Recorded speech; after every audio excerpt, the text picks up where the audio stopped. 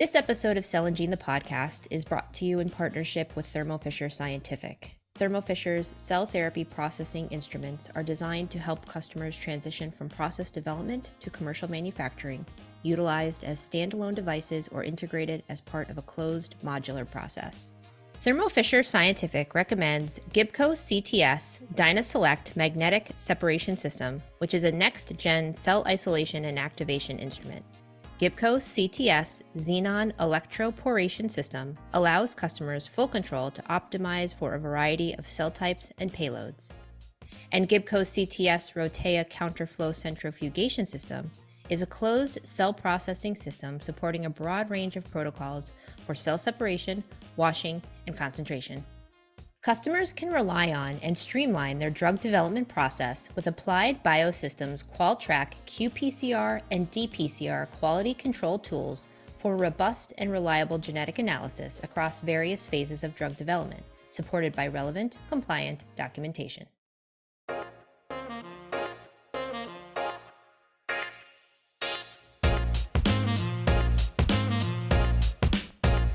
Hello, listeners, and welcome to this episode of Cell and Gene the podcast. I'm your host, Erin Harris, and my guest for this episode is Rachel Haurwitz, Ph.D., CEO at Caribou Biosciences. We're going to talk all about genome editing, as well as allo-CAR-T and CAR-NK, but before we do, Rachel, welcome to Cell and Gene the podcast. Thank you for being here. Thanks so much for having me. Absolutely.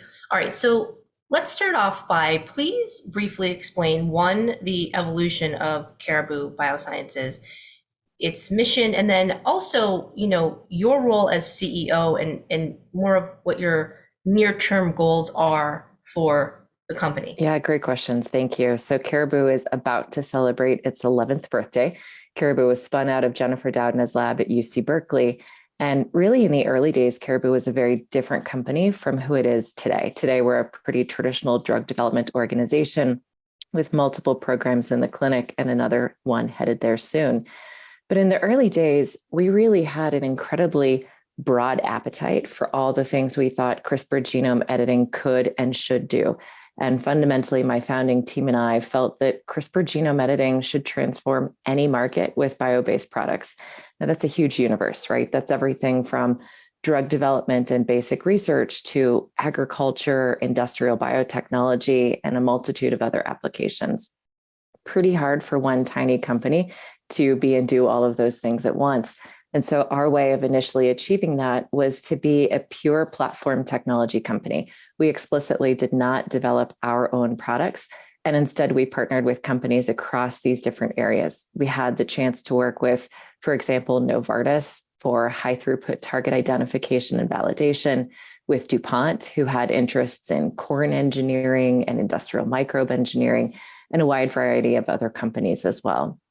Now, I think most importantly, all of those interactions and collaborations gave us a front row seat to many companies who are already investing in genome editing to solve problems, and the chance to ask them, what's the bottleneck? What can you not do that you want to be able to do with this kind of technology? And what we heard back from everyone had to do with specificity, meaning when you edit a genome, you actually edit the site you intend to and avoid off-target consequences elsewhere. Turns out pretty easy to say, not so easy to do. And that really focused a lot of our research here at Caribou for years. Ultimately, that work led to a few of my colleagues inventing our own next generation CRISPR technology. We call it the chRDNA technology, and it's far more specific than first generation CRISPR-Cas9.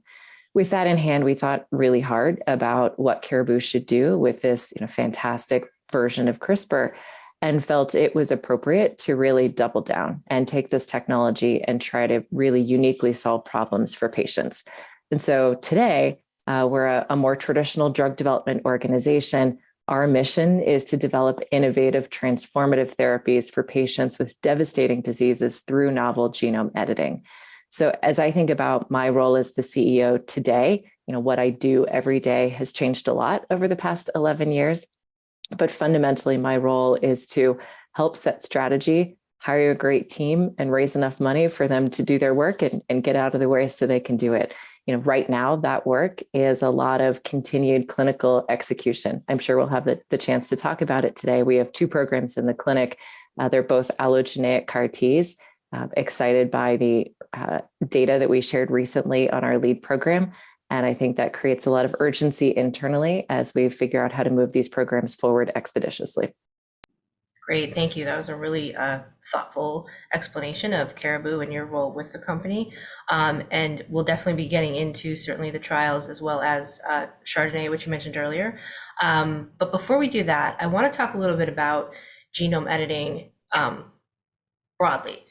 So it's evolved, I would say, really specifically in the past 5 years or so. And from your professional perspective, what I would love to hear from you is, what would you say are the real true benefits of genome editing, and what would you say is its potential in the next handful of years for the cell and gene therapy sector? Yeah, it's a great question. And I will focus my answer specifically in the context of human therapeutic product development. And so I think as you think about the ever expanding toolbox, it has to be looked at through the lens of what can this do for patients? What are the problems we can solve for patients that we couldn't prior to the invention of this new technology or the evolution of this new capability? So as I think about the broadening toolbox of CRISPR or non-CRISPR approaches for genome editing, the only reaction can be pure excitement for patients as we think about all kinds of enhanced capabilities. Maybe to break it down very simply, I think it largely falls into two categories. One would be ex vivo approaches of using genome editing to develop cellular therapies. And the other would be in vivo, directly delivering one of these reagents into a target organ to try to correct a genetic disease. In the cell therapy world, which is where Caribou plays today, I think genome editing plays a crucial role, not only in facilitating an off-the-shelf strategy for something like a CAR T, where of course genome editing helps ensure that we don't cause graft versus host disease, but it also really unlocks the broader potential of these kinds of cell therapies by allowing really quite sophisticated multiplex genome editing to do what we call armoring, really enhancing the activity of the cells so that they have better anti-tumor activity or other better capabilities. You could imagine applying this to a wide variety of areas. For example, some of the work that we're doing is to develop CAR-NKs, and we do all of that by editing induced pluripotent stem cells and then turning those edited iPSCs into CAR-NKs. Well, that's the tip of the iceberg, right? You could imagine editing iPSCs and turning them into all different kinds of cell therapies. And so I think genome editing really unlocks a breadth of potential in the cell therapy world. Switching then to the other side, in vivo, genome editing is really critical for the ability to think about directly addressing the genetic cause of a multitude of diseases. Now, success relies on combining genome editing with an appropriate delivery technology. And so making sure you get it to the organ you want to and not to all the organs you don't want to. So as I step back, Erin, and think about your last question, really in the next few years, I hope that fundamentally genome editing underpins what I'll call the third leg of the stool in the world of drug development. Today, we very clearly have a whole class of medicines that fall in the small molecule bucket, a whole class of medicines that fall in the monoclonal antibody or recombinant protein bucket. I hope in the not too distant future, there's really a meaningful third leg to that stool of genomic medicines where genome editing plays a really key role. Yeah, sure. And I think we're certainly headed that way for certain.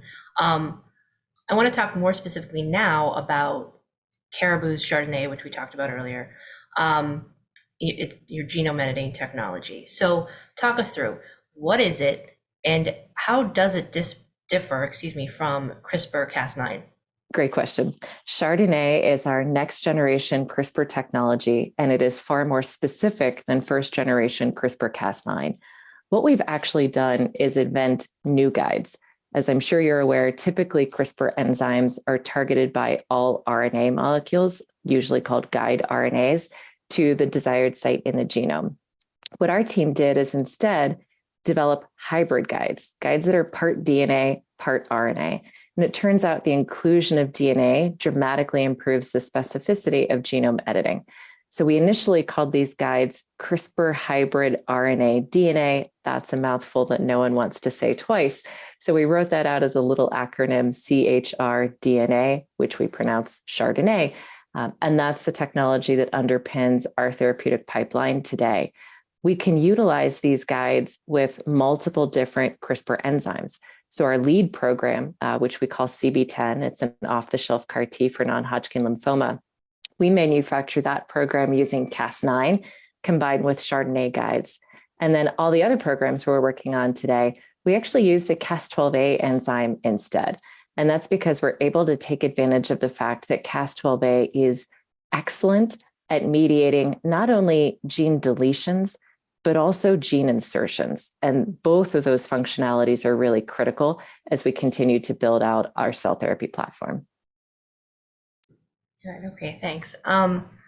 Now, just recently, earlier this month, actually, you did a Q&A with me for publication on Cell and Gene, and I highly advise our listeners to go look it up because there's a really great deal of valuable information that Rachel provided in that article. But in that article, you stated, okay, so we believe the future of cell therapy is off the shelf to deliver the promise of cell therapies to a broader patient population. And we know Caribou Biosciences develops allogeneic CAR T for hematologic malignancies and CAR-NK cell therapies for solid tumors, like we talked about a little bit earlier. So I really want to break that down a little bit more. Talk us through how Caribou is working to advance off the shelf to deliver on that promise of cell therapies. And then I would love to hear about the status of your clinical trials. Yeah, absolutely. So I'll start with why we believe off the shelf has to be the future. And then I'll drill in on how we use our genome editing to accomplish some of those goals.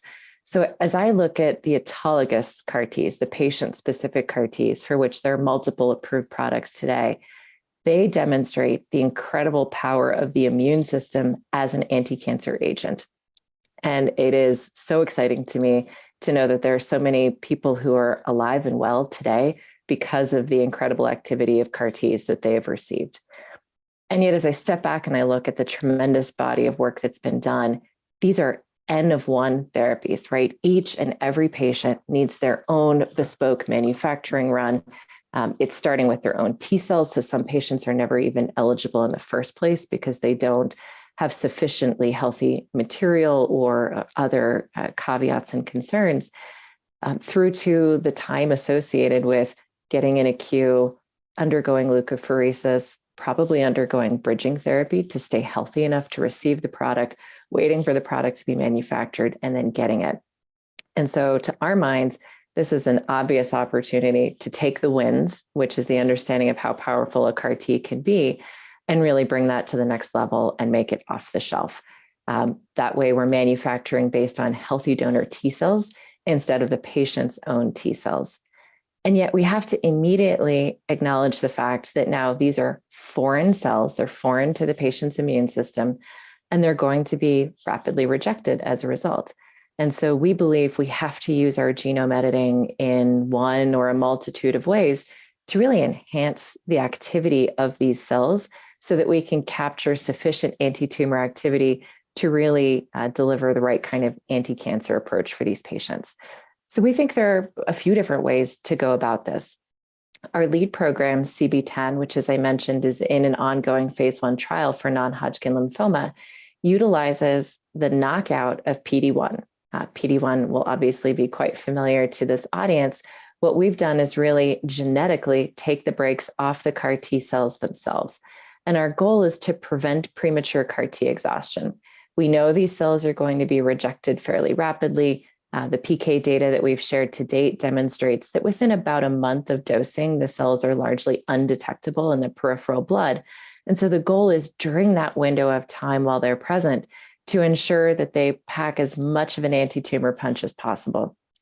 In fact, preclinically, where obviously we can evaluate a number of different flavors of CAR Ts fairly readily, we could see that a CAR T that looks like CB10, except it still expresses PD-1, results in far worse outcomes, much faster recurrence of tumor and faster death as a result of tumor in mice compared to CB10 with that PD-1 knockout. And so we came into this clinical trial a few years ago hypothesizing that the PD-1 knockout could lead to a better therapeutic index than other CD19 targeted CAR-Ts. I believe that's what we're seeing in the clinic. So recently we shared all of the dose escalation data. So this was 16 patients evaluated across 3 different dose levels.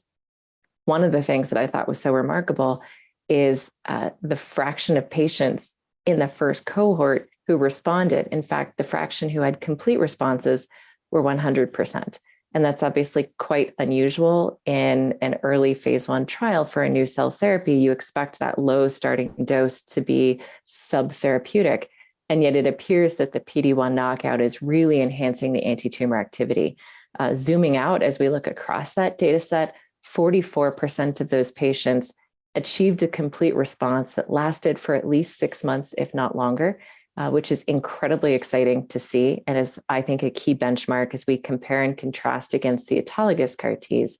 In an equivalent patient population, we've seen the auto CAR-Ts in publications, admittedly in a larger patient population, maybe 100 to 200 patients, lead about 30 to 35% of patients to achieve a CR at 6 months or greater. So we think these data compare quite favorably and demonstrate that an allogeneic CAR-T can meaningfully rival the responses of an auto CAR-T. But the PD-1 knockout isn't the only way we think about how to drive anti-tumor activity. CB11, which is our second program, an off-the-shelf anti-BCMA CAR-T for multiple myeloma, also in an ongoing phase 1 trial, we instead here do what we call immune cloaking. So we're actually trying to manipulate HLA class 1 presentation on the surface of the CAR-T cell to slow down how the patient's immune system can recognize it and reject it. Basically, our goal is to buy additional time for the CAR-Ts to circulate and therefore additional anti-tumor activity. So this is a multi-edit strategy. One edit by disrupting a protein called beta-2 microglobulin gets rid of all endogenous HLA class 1 presentation. And then a second edit inserts a new transgene into the T cell genome that fuses together beta-2M with HLA-E and ensures that our CAR-T cells are decorated on their surface only with HLA-E and none of the other major or minor class 1 antigens. And the goal here is to prevent both the patient's T cells and the patient's natural killer cells from rapidly rejecting the therapy. Preclinically, we can see that these CAR-T cells are very nicely protected from cytotoxicity from both allo T cells as well as other donor-derived natural killer cells. So we're excited to see how this plays out in the clinic.